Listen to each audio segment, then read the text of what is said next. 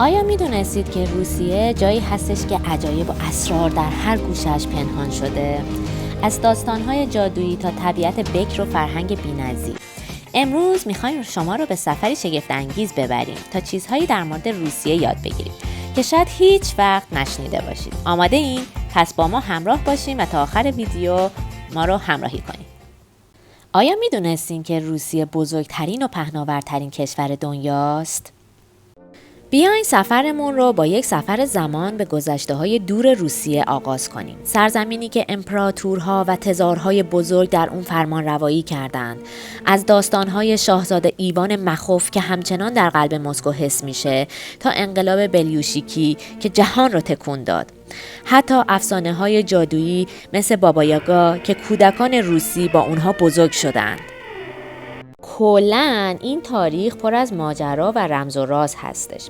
در روسیه خرافات خیلی زیاده. مثلا اگر کسی کلیدش رو توی خونه جا بذاره بر نمیگرده برداره، چون میگن یمن خوبی نداره. در کل با غریبه ها خیلی خوب برخورد نمی کنن و به اونها لبخند نمیزنن، چون اینو نشونه حماقت میدونن. یا اینکه میدونستین تزار پتر بزرگ خودش شخصا توی کارگاه‌های کشتیسازی کار میکرده برای اینکه کشتیسازی رو یاد بگیره. این تاریخچه غنی و متنوع باعث شده تا روسیه فرهنگی پویا و متنوع داشته باشه. اگر داستان‌های تاریخی روسیه براتون جذاب بود، حتما لایک کنید و نظرتون رو کامنت بذارین تا بیشتر از این داستان‌ها براتون بگیم. آیا دوست دارید در میدان سرخ مسکو قدم بزنید و زیبایی کلیسای سنت باتیر رو از نزدیک ببینید؟ یا شاید دلتون میخواد در کنار دریاچه بایکال که عمیق‌ترین دریاچه جهان هستش قدم بزنید و از طبیعت بی‌نظیر لذت ببرید؟ کاخ کرملین که داستان‌های بسیاری از دسیسه‌ها و قدرت را در خود نهفته دارد، یکی دیگر از جاذبه‌های هیجان انگیز این کشور پهناور هست. آیا تا به حال از غارهای یخی روسیه دیدن کردین؟ اگر شما هم از این مکانها بازدید کردین، تجربیاتتون رو با ما به اشتراک بذارین و بگین که کدوم یکی برای شما جذاب تر بوده. فرهنگ روسیه به قدری غنی و متنوع هستش که شما رو شگفت زده میکنه. جشن ماسلیتسا که با پنکیک های خوشمزه و بازی های سنتی همراهه، یکی از هیجان انگیزترین جشن های روسیه است. آیا میدونستین که نوشیدن چای در روسیه یک مراسم ویژه هستش که هر خانواده‌ای سنت‌های خاص خودش رو داره؟ یا غذاهای معروفی مثل بورش و پلمنی که داستان‌های خودش رو داره؟ و اینکه میدونستین اولیویه از اینجا به ایران اومده؟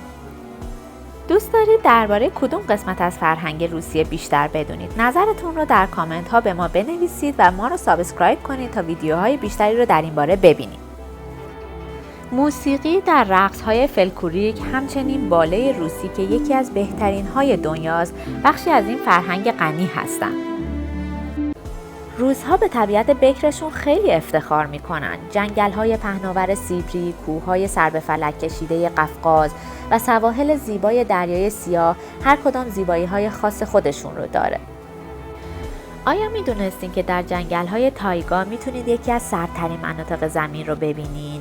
یا اینکه دریاچه بایکال به قدری شفافه که میتونید عمق اون رو با چشم غیر مسلح ببینید. اگر شما هم عاشق طبیعت و ماجراجویی هستین، این ویدیو رو با دوستانتون به اشتراک بذارین و نظرتون رو برای ما بنویسین. خب حالا وقتشه که چند حقیقت عجیب و غریب درباره روسیه بهتون بگم.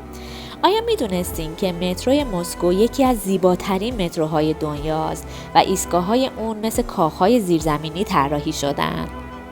توی روسیه هیچ تابلویی به انگلیسی نوشته نشده و کسی هم انگلیسی بلد نیست. به همین خاطر موقع رفتن به روسیه حتما باید با تور بریم. اینجا روسیه است و هیچ پل هوایی وجود نداره و همه زیرگذر هستن.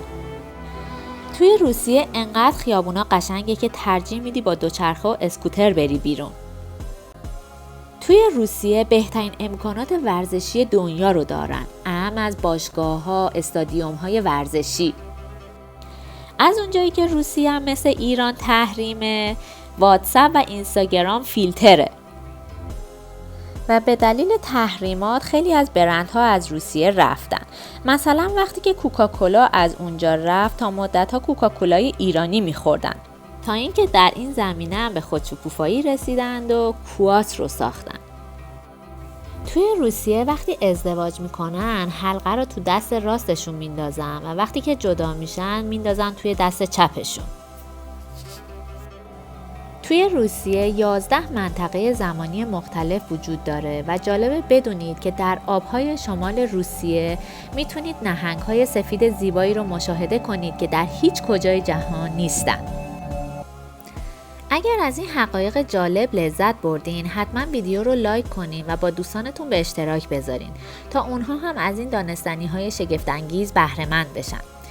خب دوستان، این هم از سفر ما به روسیه. امیدوارم از این ماجراجویی لذت برده باشین و چیزهای جدیدی یاد گرفته باشین. اگر این ویدیو براتون مفید بود حتما کانال ما رو سابسکرایب کنید و زنگوله رو هم بزنین تا اولین نفر از ویدیوهای جدیدمون با خبر بشین.